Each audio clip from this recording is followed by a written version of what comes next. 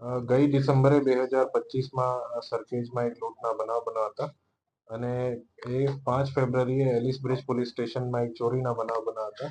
એ બંને બનાવમાં zone 7 LCB એ તપાસમાં હતી અને એની બંને અપરાધોની ઓળખાણ એક છારાનગરની એક ગેંગ તરીકે એની આઈડેન્ટિફિકેશન થઈ હતી અને એ જ ગેંગના વોચમાં ઝોન 7 એલસીબી હતી અને પરમ દિવસે બાતમી મળી હતી કે એ ગેંગના એક બે ઈસમ સરખેજ વિસ્તારમાં ફરે છે અને એની સતત વોચ ગોઠવી અને એની સરખેજ વિસ્તારમાંથી ધરપકડ કરેલી હતી અને ધરપકડ દરમિયાન એને પૂછપરછ કરતા એનાથી 7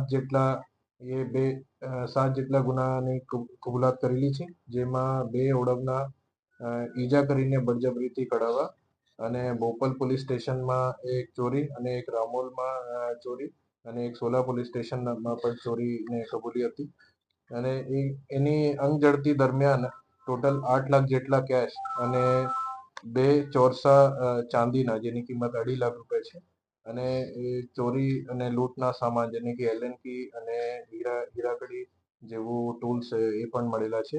એ ગેંગ ઘણા ટાઈમથી અમદાવાદમાં સક્રિય છે અને એની એમઓ એવી છે કે એ 4-5 માણસની ગેંગ છે અને એ આપણા આંગળિયા પેઢિયા જે છે જ્યાં રેકી કરે છે અને ટાર્ગેટ આઈડેન્ટિફાઈ કરીને એના પાછળ ફરે છે અને 1 કે 2 ઈસમ એમાંથી ગેંગમાંથી એક જે ટાર્ગેટ છે એના ડિસ્ટ્રેક્ટ કરે છે અને બીજા ગાડી હોય તો ગાડીના કાચ તોડીને અથવા કોઈ ટુ વ્હીલર હોય તો ટુ વ્હીલર થી જો માણસ છે એનાથી ઝઘડા કરીને એ જો સામાન છે એ ચોરી કરવાની કામગીરી કરતી હતી.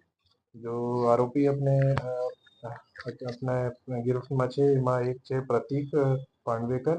એની ઉંમર 28 છે અને એ ધોરણ 3 સુધી ભણેલા છે અને સરદારનગરના રહેવાસી છે અને બીજા જો આરોપી છે એના નામ છે સંકુલ ભોગેકર. એ 32 વર્ષની ઉંમરના છે, એ પણ સરદારનગરના છે અને એમાં આપણે 4 આરોપી જો છે એની ધરપકડ અત્યારે કરવાની બાકી છે. એ આરોપીનું નામ છે અજય ઉર્ફ અજ્જુ ગાગડેકર અને આરોપી વિશાલ ઉર્ફ તનવાણી અને આરોપી રોજનીશ ગુમાને અને આરોપી સની તમંચા એની ધરપકડ અત્યારે બાકી છે.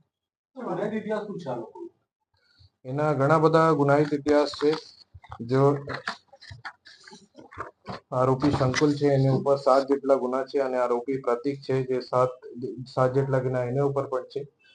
એ જ એમોથી ઘણી બધી જગ્યા ચોરી કરેલા છે અને જો બીજા આરોપી પકડવાનું બાકી છે એની ઉપર પણ ચોરી અને પ્રોહિબિશન એટલા અત્યાધિક ગુના એની ઉપર દાખલ છે.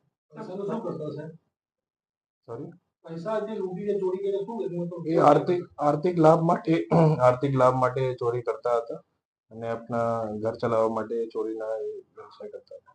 સર્કિટમાંથી બોલો લૂંટનો હતો એમાં કેટલાની લૂંટ હતી, કઈ રીતે લૂંટ હતી?